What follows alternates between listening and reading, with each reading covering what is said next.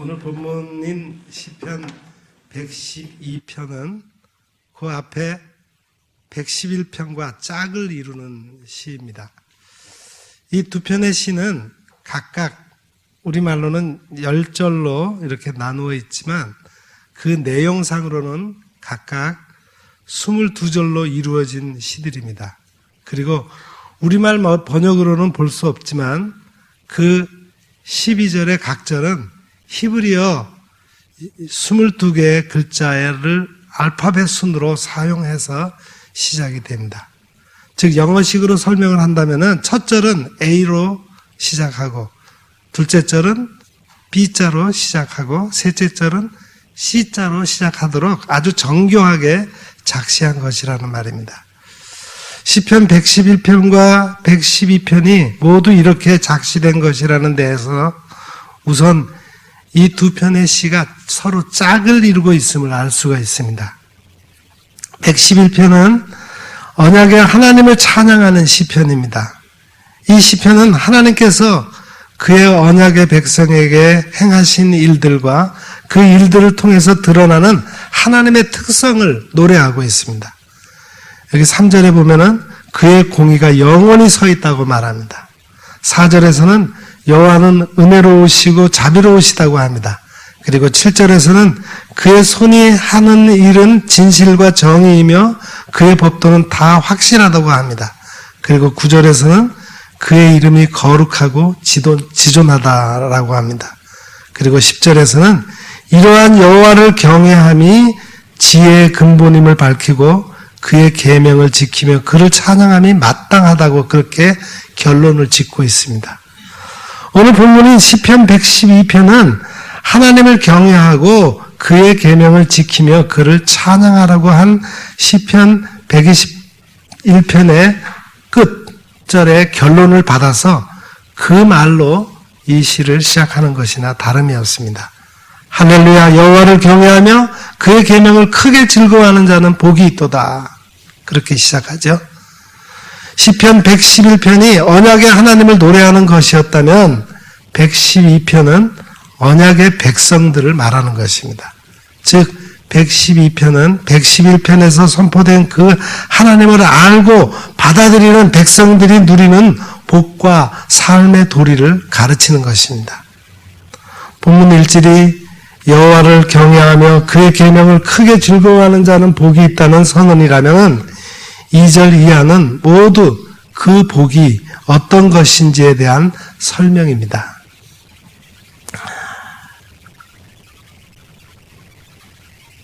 그래서인지 부와 재물을 얻어 복을 받기를 바랄 때 이 시편 112편을 읽는 사람이 많습니다. 악한 자들의 욕망이나 형벌은 귀에 듣기 싫으므로 마지막 10절은 떼어버리고 9절에서 마무리하기도 합니다. 우리가 설날의 명절의 기쁨도 보낸 지 여러 날이 흘렀습니다. 복받기를 그토록 바라며 보낸 시간 속에 지금 현재 우리의 마음은 평안한지요? 시편 112편은 앞에 있는 111편과 한 짝을 이루는 시라 했습니다. 절수가 둘 다 10절이고 각 행의 시작은 히브리어 알파벳 철자 순으로 시작한다고 했습니다. 형태가 똑같은 데다 주제도 서로 통합니다. 111편은 여호와 하나님의 성품, 그분의 신실하심에 대해서 노래합니다. 여호와께서 그의 백성을 속량하시며 그의 언약은 영원히 세우셨으니 그 이름이 거룩하고 지존하시도다. 그에 대하여 112편은 하나님 백성의 성품과 그 복됨에 관해서 노래합니다. 할렐루야 여호와를 경외하며 그의 계명을 크게 즐거워하는 자는 복이 있도다. 부와 재물이 그의 집에 있으며 그의 공의가 영구히 서 있으리로다. 놀라울 정도로 크고 풍성한 복이 내려오고 있습니다. 그 다음에도 자비와 긍휼 그리고 하나님의 의가 약속됩니다. 복은 평안과 만족, 기쁨, 다행 등의 상태를 함께 담아 일컫는 말이죠. 좋을 행과 합하여 행복이라고 부르기도 합니다. 성경 말씀은 이렇게 사람들에게 무조건 행복만을 주는 것입니까? 그렇지 않습니다. 이 말씀을 따라 행하는 나라와 백성에게 하나님께서 약속하신 복이 있게 됩니다. 복의 근원은 하나님이십니다. 하나님께서 사람을 지으셨으므로 하나님의 뜻을 떠난 사람은 행복할 수가 없습니다. 우리의 모든 것을 아시며 그것을 채워주시기 위해 예비해 놓으신 하나님을 떠나서 행복을 찾겠다는 것은 불가능한 일입니다. 오늘의 시편은 하나님께서 복을 내리시기에 합당한 인간의 성품이 무엇인지를 밝혀주고 있습니다. 매년 국가별 행복지수를 발표하는 기관들이 있습니다. 먼저 유엔 산하기구에서 내놓는 인간개발지수 순위가 관심을 끕니다. 휴먼 디벨롭먼트 인덱스 그러죠? HDI라고 표시하는데 인간의 개발 방향을 건강, 지식, 삶의 수준으로 구분하고 객관적 삶의 질을 통계로 측정해서 지수를 만듭니다. 이와 같이 주관적 행복의 정도를 나타내는 이와는 달리 나의 주관적 행복의 정도를 나타내는 행복 형성 지수라는 것도 있습니다. 해피 프렌드 인덱스 그럽니다. 사람들이 느끼는 행복의 정도를 수치로 만든 것이므로 삶에 대한 만족도 조사라고 할 수 있죠. 2002년에 영국의 로스웰과 코온에 의해 만들어진 이래 영국 신경제재단이 매년 나라별 행복지수를 분석해서 발표합니다. 먼저 인간개발지수 통계에서는 노르웨이, 핀란드 같은 북유럽의 국가가 상위를 차지하고 있습니다. 우리나라는 평균 수명이나 국민소득 부분에서 높은 점수를 받았지만 고용 안정과 사회적 지원 분야 등에서 하위로 밀려서 종합 20위권을 기록하는 양상을 보입니다. 거기에 비해서 주관적 행복지수는 중남미 국가들인 코스타리카, 도미니카, 자메이카 등이 강세를 보입니다. 조사 초기에는 방글라데시, 아제르바이잔, 나이지리아 같은 국가가 최상위를 기록했어요. 2006년 발표 시에는 태평양 남서부 멜라네시아에 있는 인구 20만 명의 경제 빈국 바누아투가 1위를 차지하기도 했습니다. 반대로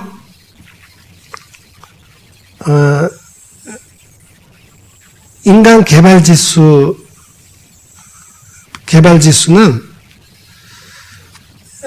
그 1위 인간 개발지수로 1위인 노르웨이가 주관적 행복지수 조사에서는 88위로 밀려났습니다. 우리나라의 주관적 행복지수는 100위 정도의 낮은 기록이지만 그래도 프랑스, 미국보다는 우위에 있는 것으로 나타났습니다. 행복의 기준이 이렇게 매우 다르다는 것을 알 수 있습니다. 복은 물질의 부유함이나 명예, 권력에서 오는 것이 아닙니다. 요즘 사람들의 입에서 오르내리는 웰빙이나 삶의 질이 행복을 가져준다면 부자나 신체 건강한 자들이 가장 행복한 사람이 되어야 할 것입니다. 그러나 이 나라의 최고 부자에 속하는 사람들의 불행한 모습이나 권력자의 비참한 말로가 드러나는 것을 보면서 우리는 하나님 앞에 과연 어떤 삶을 살기를 원해야 하겠습니까?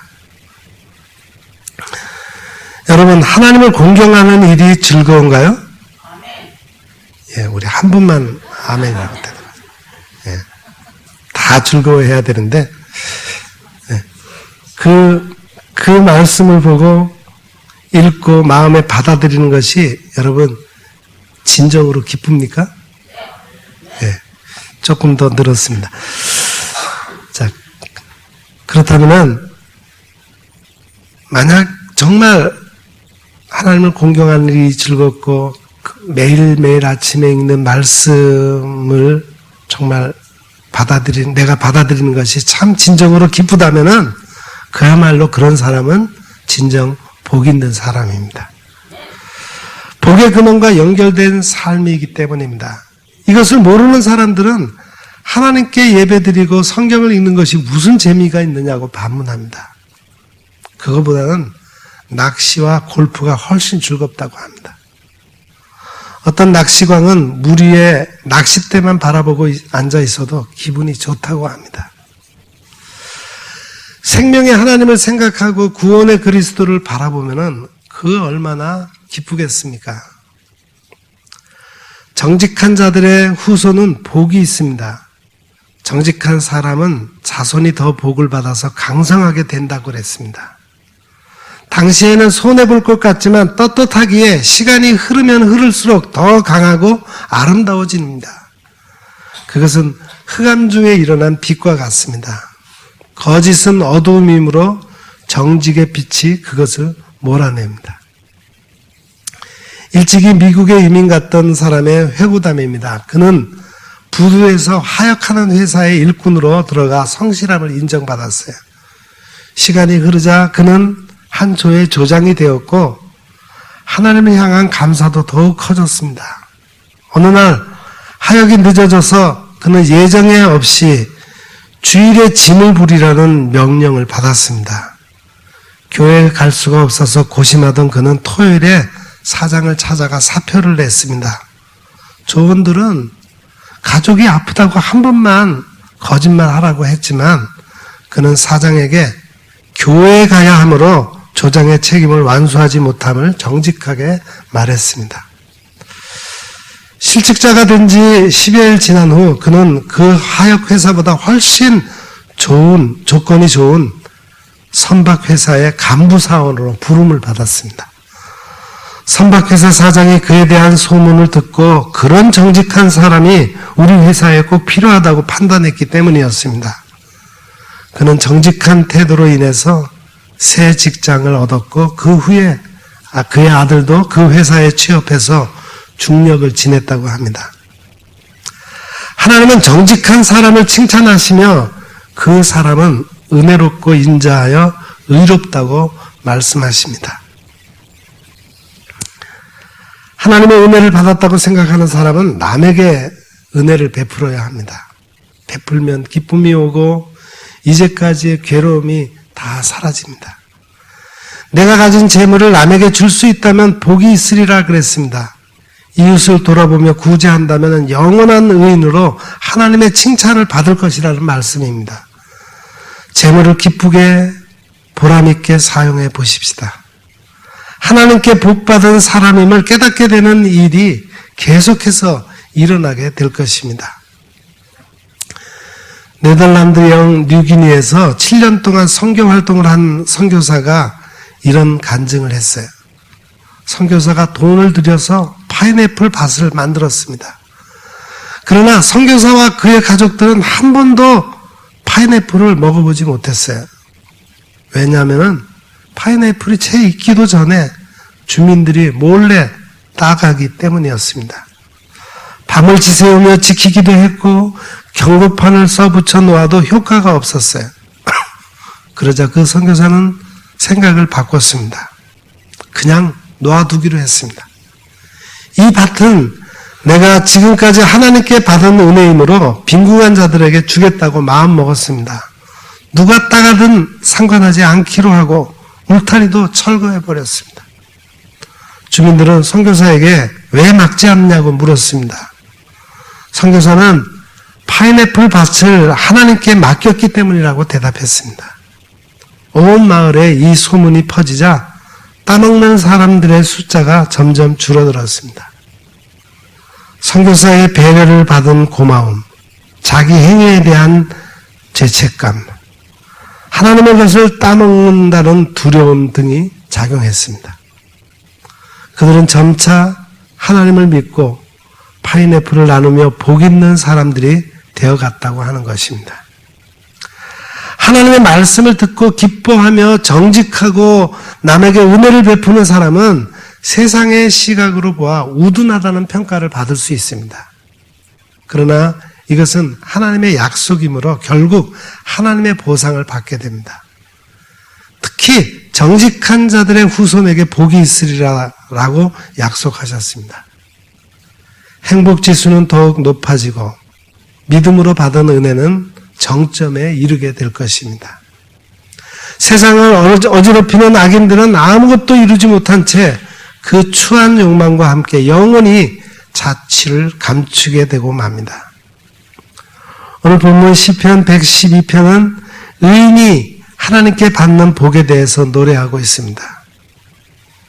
정리하자면 첫째로 하나님께서는 의인에게 하나님을 경외하며 하나님의 말씀을 사모하는 마음을 허락하여 주십니다.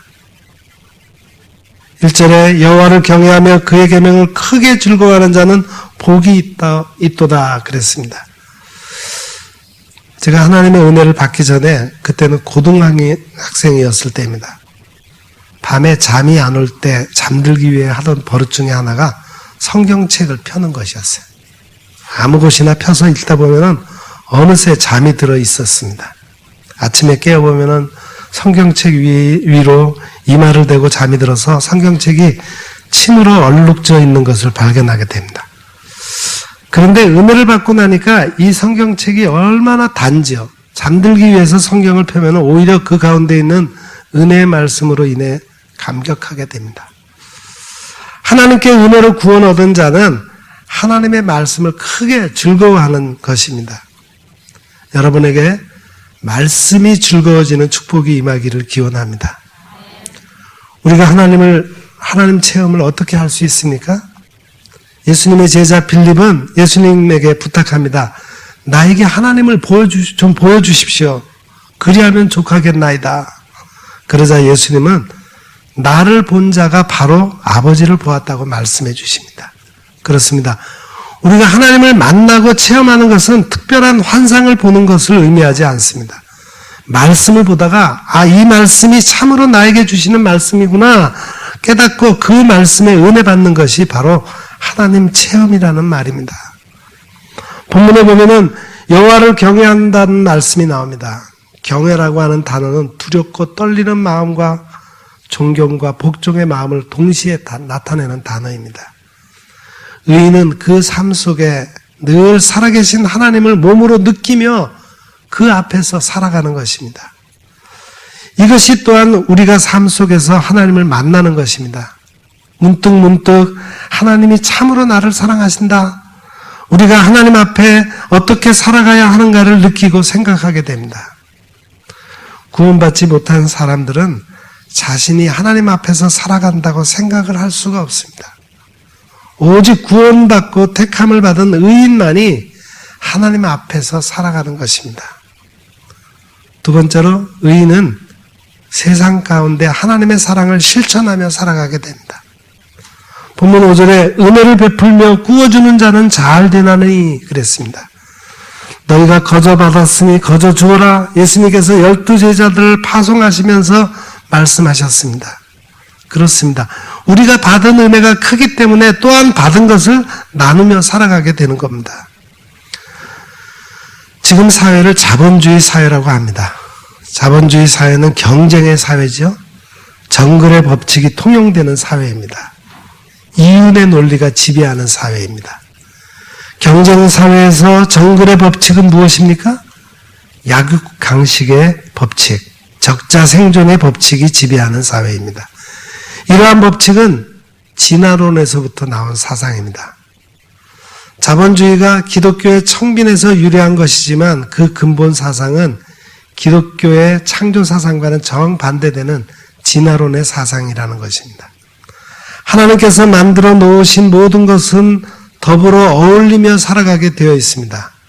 자연계의 먹이 사슬도 이러한 공동체적인 창조 사상에 비추어서 설명되어야지 현실에 적응하지 못하면 쇠퇴한다는 그러한 진화론의 논리로 설명되어서는 안 됩니다. 또 이윤의 논리는 무엇입니까? 돈이 된다면 무엇이든지 하겠다는 것을 말합니다. 그래서 기독교인들이 이 세상 가운데 살아가기가 힘들 때가 많습니다. 거꾸로 사는 사람들이기 때문입니다. 더 모아야 하고 더 가져야 하는 세상 속에서 나누기 좋아하고 자신의 시간과 힘과 재산을 들여서 하나님 나라의 일을 하기 때문입니다. 왜 그렇습니까?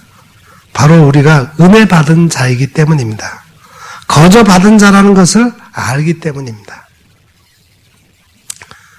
세 번째로 하나님께서 의인으로 칭함을 받은 사람은 이 세상 가운데 담대한 믿음으로 살아가게 됩니다. 여기 7절에 보면은 그는 흉한 소식을 두려워하지 아니하며 여호와를 의뢰하고 그 마음을 굳게 정하였도다 이렇게 노래합니다. 하나님을 경외하는 자는 환난 가운데 있어도 두려워하지 않습니다. 왜 그렇습니까? 하나님께서 그의 구원이 되시기 때문입니다. 하나님께서 지켜주신다는 약속을 믿고 있기 때문입니다. 왜 두려워하지 않습니까? 우리는 끝을 알고 있는 사람이기 때문에 그렇습니다. 결과를 알고 있습니다. 하나님께서 나를 나쁜 길로 인도하지 않는다는 것을 알고 있고 지금의 환난을 통해서 나를 더욱 연단시킨다는 것을 알고 있기에 그렇습니다. 우리가 감당치 못할 시험을 주지 않으시며 또한 피할 길을 내사 우리로 범죄하지 않도록 인도하심을 믿고 있기 때문에 그렇습니다. 끝을 미리 알면은 참 마음이 편합니다. 제가 밤길을 운전하며 어디를 간 적이 있습니다. 시골 길이고 가로등도 없었습니다. 지나가는 차도 없었습니다. 큰 길에서 접어들 때 분명히 잘 왔는데 아무것도 없는 시골길을 달리고 얼마나 남았는지 모르니까 길이 더 멀어 보였습니다. 그리고 아무것도 나타나지 않자 불안해졌어요. 그런데 다음에 그 길을 갈 때에는 아는 길이요. 이제 얼마 더 가면 목적지인 것을 알고 있습니다. 이때는 아무리 어두운 길이고 캄캄한 길일지라도 두려움과 무서움이 없었습니다. 왜? 결과를 알고 있기에 그 길이 그리 멀어 보이지도 않습니다. 세상에 많은 사람은 자신의 끝을 모르고 살아가고 있습니다. 그래서 조금만 어려운 일을 당해도 그것이 크게 다가오는 겁니다. 이게 언제 끝날지 모르기에 두려움이 있습니다. 자신이 당하는 불행을 견디기 어려워합니다. 그러나 믿음의 사람은 이 불행의 끝에 하나님이 주시는 더 큰 축복이 있음을 믿음으로 알고 있기에 견딜 수 있습니다. 끝을 알기에 아무리 그 불행이 길어도 짧게만 느껴집니다. 마침내 그 어두움의 터널을 빠져나와 뒤를 돌아다보면 하나님께서 나를 인도하셨던 것을 체험하고 감사하게 되는 것입니다. 여러분, 우리는 참으로 자격이 없지만 예수 그리스도의 십자가 보혈의 은혜로 말미암아 하나님의 의인으로 부르심을 받은 귀한 성도들입니다. 그러므로 오늘 말씀처럼 하나님의 말씀을 사모하며 하나님을 경외함으로 누리게 되는 그런 의인이 받는 축복을 풍성하게 누리시기를 기원합니다. 기도하겠습니다. 하나님 아버지,